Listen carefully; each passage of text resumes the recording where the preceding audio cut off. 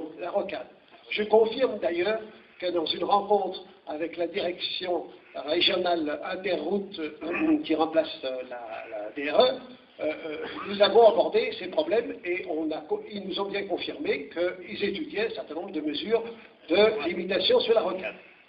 L'estimation réaliste des prévisions de circulation routière est corroborée par votre propre chiffrage, c'est-à-dire les 60 000 supporters qui arriveraient. Si on déduit les 9 000 personnes transportées en tram, celles arrivant en mode doux, et les 4 800 personnes qui arriveraient grâce à 96 cars, il resterait 44 500, soit 74% des spectateurs qui arriveraient en voiture, accédant soit directement aux environs du Montou, soit au parking, d'où ils seraient acheminés par bus. La preuve, vous avez vu d'ailleurs les aménagements routiers prévus dans des signes autour de Chassieux. Pire encore, la carte que vous avez présentée, le Grand Lyon, sur les estimations du nombre de supporters venant de la partie est de l'agglomération, et cela, je le dis bien, du nord au sud, eh bien tout cet immense secteur est totalement dépourvu de transport en commun permettant de rallier le Montou. Par contre, elle est traversée par de nombreuses autoroutes, la 6, la 42, la 432, la 43, la 7, et toutes elles rejoignent la rocade est. Dans l'Est, nous n'avons pas d'autre possibilité de déplacement rapide, sinon par la voiture. C'est ce que nous faisons tous les jours. Eh bien, ça n'existe pas dans vos prévisions. Tout cela veut dire que malgré tous les démentis officiels, la rocade à 3 voies sur l'autoroute urbaine est bien dans le collimateur. Et ce n'est pas la Chambre de commerce qui me le démentira, puisqu'elle a écrit tout haut dans des documents ce que beaucoup de responsables pensent tout bas.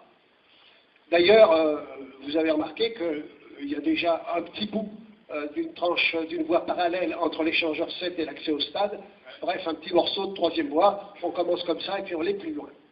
En réalité, le projet de desserte que vous présentez ne peut répondre à l'afflux de public prévisible dans le projet OL-Land. Pourquoi?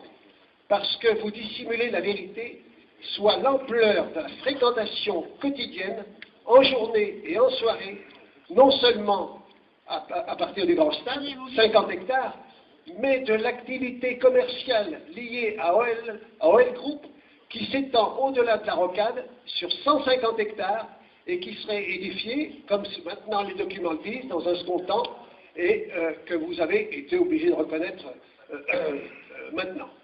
Alors pourquoi cette dissimulation?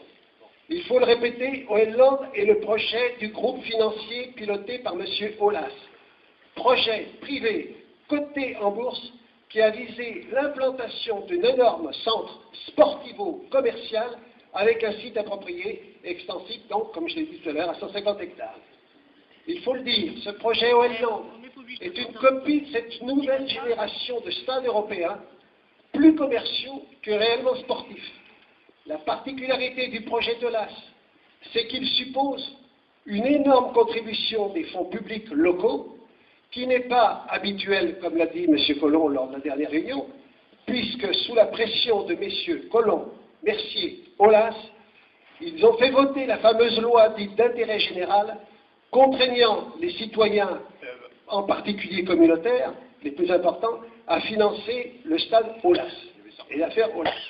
Ceci explique cela, à savoir que les prévisions budgétaires sont volontairement sous-estimées dans les documents que vous verrez, afin de ne pas trop énerver le contribuable.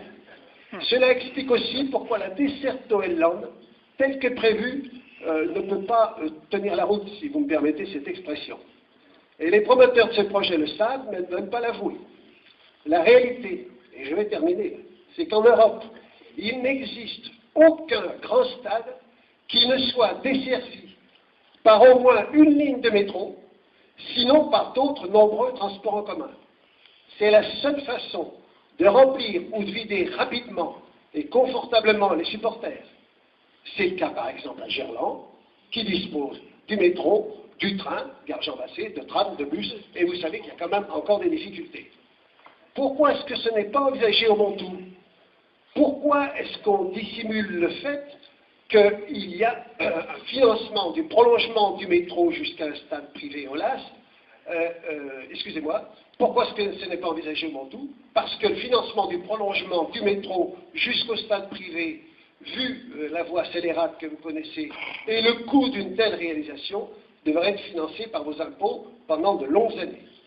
Nous nous heurtons là à un nouveau scandale qui s'ajoute à la liste de ceux que plusieurs d'entre vous ont dénoncés dans la salle.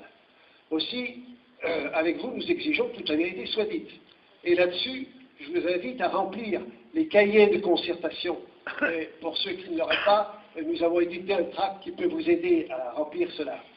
Et avec vous, nous exigeons que toute la vérité soit dite, que tous les documents, toutes les projections soient mises sur la table. Nous exigeons la transparence. Bien entendu, je répète que nous refusons de financer les accès à ce projet privé et encore plus fortement, nous nous opposons à l'implantation d'OL Land à Dessines et nous soutenons tout projet de modernisation de Gerland où l'OL a construit sa légende. Alors, on vient de rappeler en se centrant sur l'objet ce soir, sur l'insuffisance et sur le dimensionnement aussi long